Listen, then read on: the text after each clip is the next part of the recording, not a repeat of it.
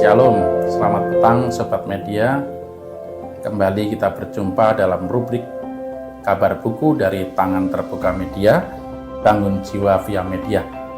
Kali ini kita akan kembali menggali kekayaan hikmat rohani dari masa lalu yang bersumber dari kitab Amsal, seperti yang ditulis dalam buku terbitan Tangan Terbuka Media, Jujur Melangkah, bersama penulisnya Pendeta Yoel Indrasmoro. Selamat petang, Pendeta Yoel. Selamat petang, Ya, Mas Kris. akhirnya kita kembali bertemu. Ya. Kali ini Pak Pendeta kita akan mengangkat salah satu tema yang disebutkan dalam buku Jujur Melangkah, yaitu tentang teman hidup. Ya. Di buku Jujur Melangkah terdapat di halaman 93 yang diinspirasi dari Amsal 12 ayat 2 sampai 3. Kita akan membuka perbincangan petang hari ini dengan mengutip dari bacaan Amsal 12 ayat 4. Demikian bacaan firman Tuhan. Istri yang cakap adalah mahkota suaminya, tetapi yang membuat malu adalah seperti penyakit yang membusukkan tulang. Dalam versi Alkitab Bahasa Indonesia masa kini disebutkan demikian. Istri yang baik adalah kebahagiaan dan kebanggaan suaminya. Istri yang membuat suaminya malu adalah bagikan penyakit tulang yang menggerogoti. Nah, Pak Pendeta, ini yang menarik ya, bahwa kita di bulan-bulan ini mungkin banyak gereja merayakan bulan keluarga. Dan kali ini kita membahas tentang masalah teman hidup. Nah, ternyata kalau dari Amsal ini disebutkan bahwa jauh-jauh penulis Amsal sudah mengingatkan bahwa memilih teman hidup itu tidak boleh asal-asalan. Memilih teman hidup harus mempertimbangkan kecakapannya agar tidak menyesal di kemudian hari. Apakah berarti pepatah Jawa lama bahwa memilih pasangan hidup itu harus mempertimbangkan bobot, bibit, dan bobot itu berarti masih ada benarnya juga ya? Atau bagaimana sebenarnya? Iya, sebetulnya konsep Jawa dengan bobot, bibit, bebet itu hendak mengajak seseorang pertama serius dengan perkawinannya. Lalu yang kedua, serius juga dengan pasangannya. Karena kalau Tuhan mengizinkan, mereka akan punya anak. Sehingga anak itu kelihatannya orang Jawa sudah berpikir bahwa generasi selanjutnya haruslah lebih baik daripada generasi sebelumnya. Lebih sejahtera. Lebih sejahtera, mungkin juga lebih tampan atau lebih cantik gitu ya, lebih pintar. Kalau dalam persilangan tanaman berarti mendapatkan bibit unggul ya? Bibit unggul, bibit unggul. Dan itu merupakan hal yang wajar ya. Hal yang wajar karena manusia normal pasti ingin mencari yang terbaik buat dirinya. Kan kita tidak mungkin memilih yang nggak baik gitu ya. Dan saya rasa pepatah Jawa tadi menolong kita untuk serius. Meskipun kadang-kadang bibit, bebet, bobot dimaknai lebih kepada apa yang tampak, kekayaan, lalu dari suku apa gitu ya. Karena mereka punya konsep bahwa kan manusia tidak lahir dalam ruang hampa tuh. Kalau kecenderungan keluarganya pemarah, kemungkinan besar anaknya juga pemarah gitu kan. Kalau orang tuanya boros, kemungkinan anaknya juga boros gitu kan. Jadi saya rasa itu hal yang baik. Tapi sekali lagi menjadi buruk ketika orang akhirnya jadi punya stereotipe bahwa suku tertentu begitu, suku tertentu begini gitu kan. Dan jangan menikah dengan suku tertentu karena gitu kan. Padahal kan tentu ada stereotipe ya, tapi kan nggak semuanya begitu. Gitu. Ya, menarik.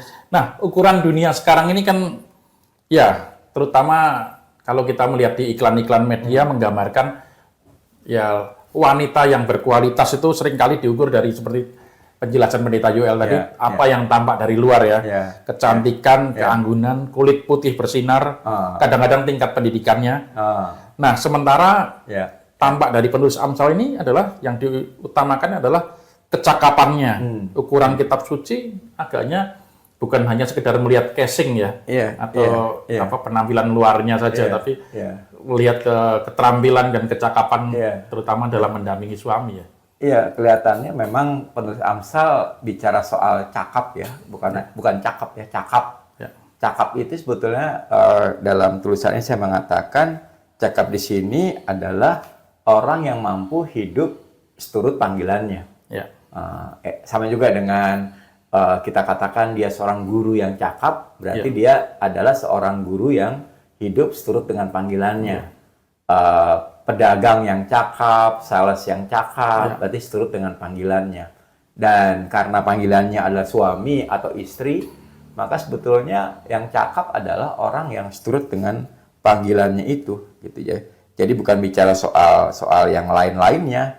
Dan cakap itu seturut panggilan sebagai suami dan istri bukan menurut kata dia, tapi menurut kata Tuhan, gitu ya. Sehingga di sini dikatakan tetapi yang membuat malu. Jadi sebetulnya kan membuat malu ini berarti entah suami, entah istri tidak merasa pede dengan tingkah laku pasangan hidupnya di hadapan banyak orang. Nah, itu yang menjadi persoalan. Bukan penampilan luarnya ya. Bukan penampilan luar, tapi karena dia mungkin karena penampilan luar, karena tingkah laku membuat suaminya jadi malu atau membuat istrinya jadi malu gitu ya. Artinya dia tidak mampu menjaga marwah sebagai teman hidup tadi. Ya. Nah, terkait dengan kecakapan ini, Pendeta Yoel, apakah kecakapan ini bisa dikatakan sebagai karakter yang melekat dari lahir, atau sebenarnya kecakapan seorang istri itu sebenarnya bisa dibentuk dan dilatih dan dipelajari dari keluarganya ya? Iya, sebetulnya tentu Allah menciptakan manusia sungguh amat baik. Hanya dosa membuat dia cenderung jadi jahat.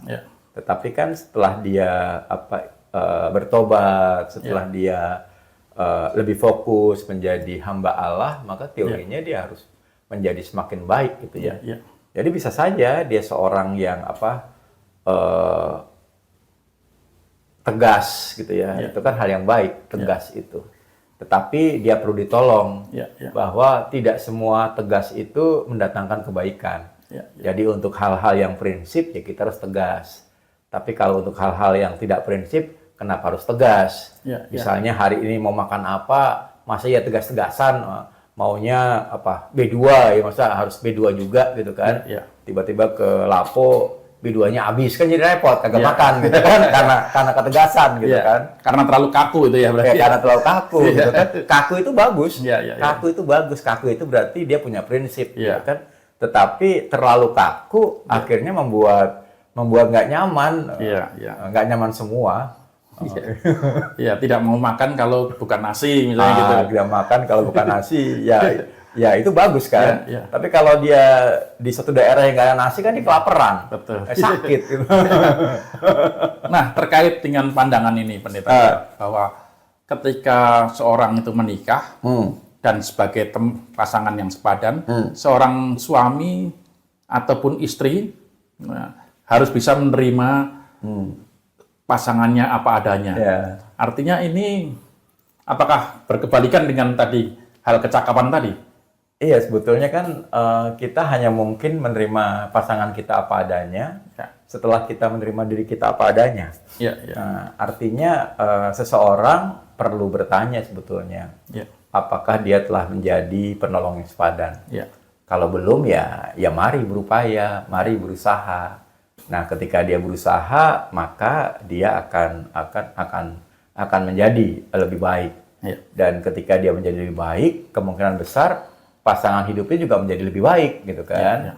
Walaupun mungkin tanpa kata, tanpa suara, gitu ya. Tapi ketika masing-masing ingin menjadi lebih baik, itu akan menjadi baik. Yang paling penting adalah masing-masing orang bertanya tuh, apakah dia telah menjadi pasangan yang sepadan buat suaminya atau istrinya.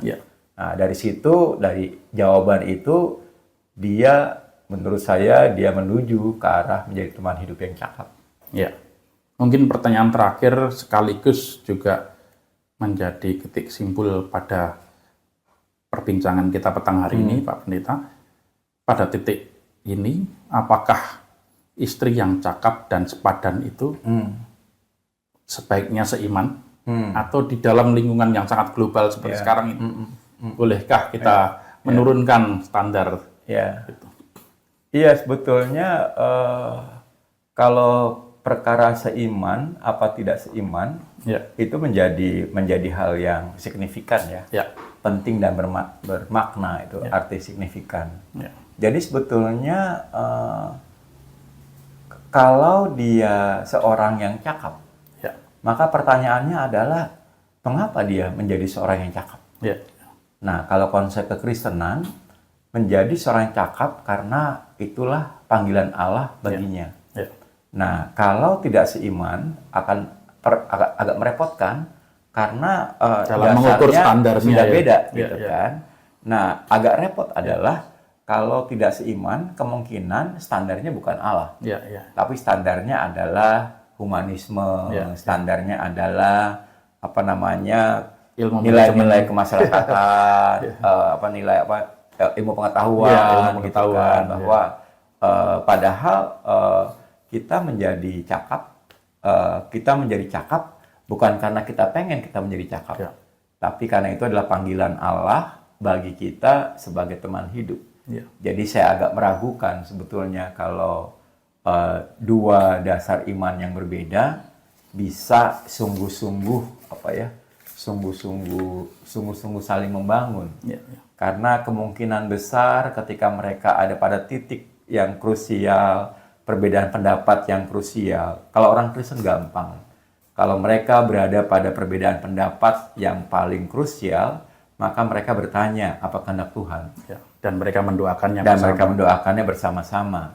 Tapi kalau beda dasar, maka mungkin agak sulit dan mungkin lebih mudah bagi mereka untuk untuk mendasarkannya pada nilai-nilai kemasyarakatan, nilai-nilai humanisme, atau perspektifnya masing-masing. Dan di situ sebetulnya makna, apalagi pada hal yang krusial makna salib mungkin nggak ada tempat. Jadi ketika suami kita ternyata diberi penyakit yang menaun. Nah, itu agak bisa dipahami dalam konsep Kristen, yaitulah makna salib bagi kita. Itulah janji pernikahan. Itu janji pernikahan. Atau ketika diberi anak yang bandelnya minta ampun, gitu kan, bandelnya minta ampun. Kita bisa memahami sebagai makna salib yang harus yang harus dipikul. Tetapi ketika ketika tidak ada dasar yang sama, maka apa alasan yang terkuat bagi mereka dalam mengambil keputusan? Dasarnya itu mungkin yang agak merepotkan, gitu. Itu saya rasa sih yang penting berkait dengan mungkin saja memang pasangan yang beda seiman itu sungguh rukun, sungguh membangun. Tapi pertanyaannya adalah iman itu kan sesuatu yang personal. Kalau saya sungguh-sungguh mengasihi Allah saya, masa saya nggak ingin suami saya juga mengasihi Allah saya, gitu kan? Damai sejahtera itu lahir batin, bukan hanya lahir batin dan bukan hanya lahir, gitu kan? Lahir batin, sebetulnya kan ketika boleh menyembah Allah yang sama, menurut saya itu mungkin juga satu hal yang perlu terus dipikirkan dan terus dipegang bagi anak-anak muda yang sedang mencari jodoh, gitu ya. Karena memang bisa saja di antara semua orang dialah yang paling baik dari dari semua laki-laki Kristen yang ada misalnya. Tapi pertanyaannya kalau dia hanya mendasarkan tingkah laku yang baik itu dari sisi humanisme, padahal kekristenan melakukan hal yang baik karena menyadari bahwa kita adalah hamba Allah. tidak lebih, itu saja.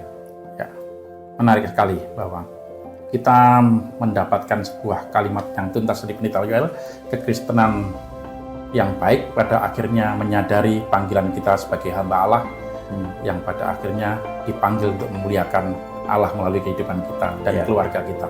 Ya. Sobat media, terima kasih telah bergabung bersama kami. Semoga tayangan ini memberi manfaat dan menginspirasi sobat media dalam menjalani hidup sehari-hari di tengah dunia. Dukung terus pelayanan kami Tangan Terbuka Media dalam membangun jiwa via media, membangun budaya mencintai buku dan literasi. Sampai jumpa dalam tayangan kami selanjutnya. Tuhan memberkati kita semua.